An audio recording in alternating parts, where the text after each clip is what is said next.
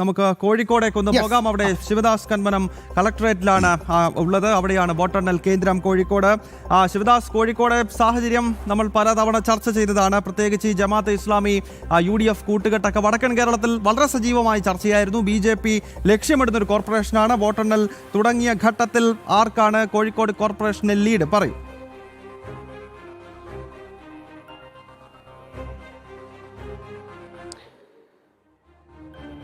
ഗൗതം, അല്പസമയം മുൻപാണ് കോഴിക്കോട് കോർപ്പറേഷനിൽ വോട്ടെണ്ണൽ ആരംഭിച്ചത്. കൃത്യം 8 മണിക്ക് തന്നെ വോട്ടെണ്ണൽ ആരംഭിച്ചിരുന്നു. ആദ്യം പോസ്റ്റൽ വോട്ടുകൾ എണ്ണി തുടങ്ങി. ഇപ്പോൾ പോസ്റ്റൽ വോട്ടുകൾ എണ്ണി തുടങ്ങിയപ്പോൾ പല ഇടങ്ങളിലും തുടക്കത്തിൽ ഇപ്പോൾ ലീഡ് നിലകൾ പുറത്ത് വന്നുകൊണ്ടിരിക്കുന്ന ഒരു സാഹചര്യം ഉണ്ട്. രാമനാട്ടുകരയിലെ കണക്ക് പരിശോധിക്കുമ്പോൾ നിലവിൽ ആദ്യം 2 സീറ്റുകളിൽ ഇപ്പോൾ UDF ആണ് മുന്നിട്ട് നിൽക്കുന്നത്. ഇവിടെ ഒരു സീറ്റിൽ NDA മുന്നിട്ട് നിൽക്കുന്നുണ്ട്. അതായത് നിലവിൽ ഇപ്പോൾ പുറത്തു വന്ന കണക്കനുസരിച്ച് നിലവിൽ UDF ആണ് രാമനാട്ടുകര മുനിസിപ്പാലിറ്റി ഭരിക്കുന്നത്. അതായത് LDFിൻ്റെ മുനിസിപ്പാലിറ്റി ആയിരുന്നു. ഇവിടെ ശക്തമായൊരു വേരോട്ടവുമായി അല്ലെങ്കിൽ ശക്തമായൊരു മുന്നേറ്റവുമായി NDAയും ഒപ്പത്തിനൊപ്പം ഉണ്ട് എന്നുള്ളതാണ് ഏറ്റവും പ്രധാനപ്പെട്ട ഒരു കാര്യം. അതോടൊപ്പം തന്നെ കോഴിക്കോട് കോർപ്പറേഷനാണ് കോഴിക്കോട് ജില്ലയെ സംബന്ധിച്ച് മറ്റൊരു ശ്രദ്ധാകേന്ദ്രം. ഇവിടെ നിലവിൽ NDAക്ക് 7 സീറ്റുകളാണ് ഉള്ളത്. കാലങ്ങളായി LDF ഭരിക്കുന്ന ഒരു കോർപ്പറേഷൻ കൂടിയാണ് കോഴിക്കോട് കോർപ്പറേഷൻ. ഇവിടെ ശക്തമായൊരു പോരാട്ടം തന്നെയാണ്. കാരണം ഭരണവിരുദ്ധ വികാരം അത് എത്രത്തോളം വളരെ പ്രധാനപ്പെട്ട ചില വിജയങ്ങൾ കൂടി വന്നിരിക്കുകയാണ്. ഗൗതം, വോട്ടെണ്ണൽ ആരംഭിച്ച് ഏതാണ്ട് 22 മിനിറ്റുകൾ അവശേഷിക്കുമ്പോൾ മാവേലിക്കര 1-ാം വാർഡിൽ BJP വിജയിച്ചിരിക്കുന്നു. BJP സ്ഥാനാർത്ഥി അവിടെ വിജയിച്ചതായി തന്നെ പ്രഖ്യാപിച്ചിരിക്കുകയാണ്.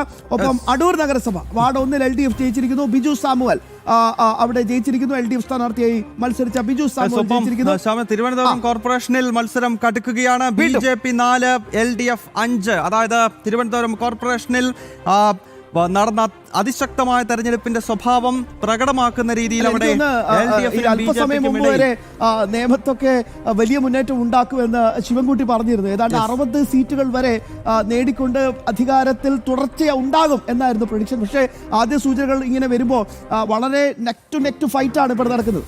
5-4 എന്ന നിലയിലാണ്. 5 സീറ്റിൽ LDFും 4 സീറ്റിൽ BJPയും എത്തുന്നു. ഒപ്പം കോൺഗ്രസിന്റെ ലീഡ് 2ലേക്ക് ചുരുങ്ങുകയാണ്. അതായത് ഒരുപക്ഷെ തിരുവനന്തപുരം കോർപ്പറേഷനിൽ ഇത്തവണയും കോൺഗ്രസിന് വലിയ തിരിച്ചടി ഉണ്ടാകുന്നു. അവിടെ മത്സരം LDFും BJPയും തമ്മിലാണ്. കോഴിക്കോട് കോർപ്പറേഷനിൽ നിന്ന് ഒരു അപ്ഡേറ്റ് ഉണ്ട്. അനഘ തരുന്നുണ്ട്. അവിടെ പോസ്റ്റൽ ബാലറ്റുകൾ എണ്ണി തുടങ്ങിയിട്ടില്ല എന്നതാണ് ഏറ്റവും പ്രധാനപ്പെട്ട കാര്യം. മാവേലിക്കര നഗരസഭ 1-ാം വാർഡിൽ NDA സ്ഥാനാർത്ഥി ധന്യ 129 വോട്ടുകൾക്ക് വിജയിച്ചു എന്നതാണ് ഏറ്റവും പ്രധാനപ്പെട്ട പോയിന്റ്. പ്രിയപ്പെട്ട പ്രേക്ഷകരെ, മാവേലിക്കര നഗരസഭ NDAക്ക് വലിയ രീതിയിൽ തന്നെ പ്രതീക്ഷ വെച്ചൊരു നഗരസഭ കൂടിയാണ്. അവിടെ ആദ്യ വിജയം NDA സ്വന്തമാക്കുന്നു എന്ന വളരെ പ്രധാനപ്പെട്ട ഒരു അപ്ഡേറ്റ് ആണ് ഈ നിമിഷം വരുന്നത്. മാവേലിക്കര നഗരസഭ 1-ാം വാർഡിൽ ധന്യ NDA സ്ഥാനാർത്ഥി ധന്യ 129 വോട്ടുകൾക്ക് വിജയിച്ചിരിക്കുകയാണ്. പ്രിയപ്പെട്ട പ്രേക്ഷകരെ, ഷൊർണൂരിൽ BJPയുടെ മുന്നേറ്റം അരുൺ വ്യക്തമാക്കുന്നു. ഷൊർണൂർ നഗരസഭയിൽ ആദ്യ 4 വാർഡുകൾ എണ്ണിയപ്പോൾ 3 എണ്ണത്തിൽ BJP വിജയിച്ചു എന്നാണ് ഏറ്റവും പ്രധാനപ്പെട്ട പോയിന്റ്. അങ്ങനെയാണെങ്കിൽ 2 മുനിസിപ്പാലിറ്റി വ്യക്തമായി. പാലക്കാട് തന്നെയാണ് ഈ 2 മുനിസിപ്പാലിറ്റികൾ BJP പ്രതീക്ഷ വെച്ച 2 മുനിസിപ്പാലിറ്റികൾ.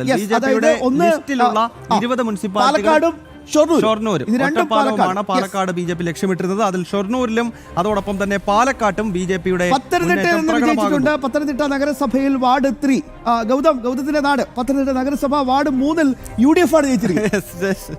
എന്തായാലും പത്തനംതിട്ട വളരെ ശ്രദ്ധേയമായ മത്സരം നടക്കുന്ന മുനിസിപ്പാലിറ്റിയാണ്. ഒപ്പം അവിടുത്തെ വിവിധ പഞ്ചായത്തുകളുടെ ഫലം കുറച്ച് വൈകും. കാരണം സ്വാഭാവികമായിട്ടും ഗ്രാമപഞ്ചായത്തുകളുടെ തെരഞ്ഞെടുപ്പ് ഫലം കുറച്ചൊന്ന് വൈകും. അങ്ങോട്ടും ഇങ്ങോട്ടും കുറച്ച് വാഗ്വാദങ്ങളൊക്കെ നടത്തട്ടെ, ഉറപ്പായിട്ടും ഉണ്ടാവും. അപ്പോൾ സ്വാഭാവികമായിട്ടും ഗ്രാമപഞ്ചായത്തുകളിലേക്ക് വരുമ്പോൾ പത്തനംതിട്ട പന്തളത്തെ വോട്ടെണ്ണൽ ആരംഭിച്ചോ എന്ന് വളരെ പെട്ടെന്ന് നമുക്ക് അതിന്റെ അപ്ഡേറ്റ്സുകൾ പോകണം. ഗൂഗിളിന്റെ ഭാഗത്തു നിന്ന് അത് വളരെ വേഗം തന്നെ പ്രിയപ്പെട്ട പ്രേക്ഷകരിലേക്ക് എത്തിക്കാൻ സാധിക്കും. എന്തായാലും കേരളം ഉറ്റുനോക്കുന്ന ദേശീയ തലത്തിൽ തന്നെ ഒരു ലോക്സഭാ തെരഞ്ഞെടുപ്പിന്റെ വീറും വാശിയോടുകൂടി നടന്ന തിരുവനന്തപുരം കോർപ്പറേഷന്റെ ഏറ്റവും പ്രധാനപ്പെട്ട അപ്ഡേറ്റ്സ് പ്രിയപ്പെട്ട പ്രേക്ഷകരെ.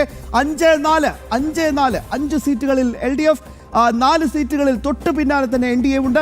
2 ഇടങ്ങളിലാണ് UDFന് മുൻതൂക്കം. ഇപ്പോൾ NDAയും ഒപ്പം തന്നെ LDFും വളരെ നേർക്കുനേർ പോരാടിയ മേഖലകളിലെ റിസൾട്ടാണ് ഇപ്പോൾ പുറത്തു വന്നത്. കാസർഗോഡേക്ക് ഒന്ന് പോകണം. കാസർഗോഡ് നഗരസഭ വളരെ പ്രധാനപ്പെട്ട ഒരു മത്സരം നടക്കുന്ന സ്ഥലമാണ്. അവിടെ 3 നഗരസഭാ സീറ്റുകളുടെ വോട്ടുകളുടെ കണക്കുകളാണ് ലഭ്യമാക്കുന്നത്. LDF അവിടെ 2ഇടത്തും UDF ഒരിടത്തുമാണ്. കാരണം ഞാൻ ഈ കാസർഗോഡ് നഗരസഭ പ്രത്യേകിച്ച് പറയാൻ കാരണം BJP അധികാരത്തിൽ വരാതിരിക്കാൻ വർഷങ്ങളായി ക്രോസ് വോട്ട് നടക്കുന്ന ഒരു ജില്ലയാണ്. സഖ്യം തുടങ്ങുന്നതിന് മുമ്പേ അത് 1980-കൾ മുതലുള്ള ഒരു പ്രക്രിയയാണ്. ക്രോസ് വോട്ടിംഗ് കണ്ടുപിടിച്ച ഇടത് വലത് മുന്നണി നേതാക്കളുള്ള സ്ഥലമാണ് കാസർഗോഡ്. അവിടെ ഈ തവണയും എന്ത് സംഭവിക്കുമെന്ന് ആകാംക്ഷയോടെ കാത്തിരിക്കാം. യെസ്, ശാലിനി ചേരുന്നുണ്ട് തിരുവനന്തപുരത്ത് നിന്ന്. വീണ്ടും അതിനു മുമ്പ് ഒരു വിജയം കൂടി ഞാനൊന്ന് പറഞ്ഞോട്ടെ.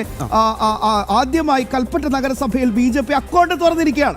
കൽപ്പറ്റ നഗരസഭയിൽ പുള്ളിയാർമലയിൽ 2ാം വാർഡിൽ BJP സ്ഥാനാർത്ഥിക്ക് വിജയമുണ്ടായിരിക്കുകയാണ്. ആദ്യമായാണ് നഗരസഭയിൽ കൽപ്പറ്റ നഗരസഭയിൽ ഒരു താമര വിരിയുന്നത് എന്ന വളരെ പ്രധാനപ്പെട്ട പോയിന്റ്. ആകെ ഒരു BJP തരംഗം ഉണ്ടാവുകയാണ്. പാലക്കാട് മുനിസിപ്പാലിറ്റിക്ക് അപ്പുറത്തേക്ക് പാലക്കാട് ജില്ലയിലാകെ BJPക്ക് അനുകൂലമായ സാഹചര്യം ഉണ്ടാകുന്നു എന്നതാണ് കൽപ്പറ്റയിലെ സാഹചര്യം. മാത്രമല്ല നേരത്തെ മാവേലിക്കരയിൽ ആദ്യ വാർഡിൽ ജയം, 2ാം വാർഡിൽ മേഘനാഥൻ NDA സ്ഥാനാർത്ഥി മേഘനാഥൻ 176 വോട്ടുകൾക്ക് വിജയിച്ചിരിക്കുന്നത് വളരെ പ്രധാനപ്പെട്ട കാര്യം. മാവേലിക്കര BJP ടാർഗറ്റ് ചെയ്യുന്ന മുനിസിപ്പാലിറ്റികളിൽ ഒന്നാണ്.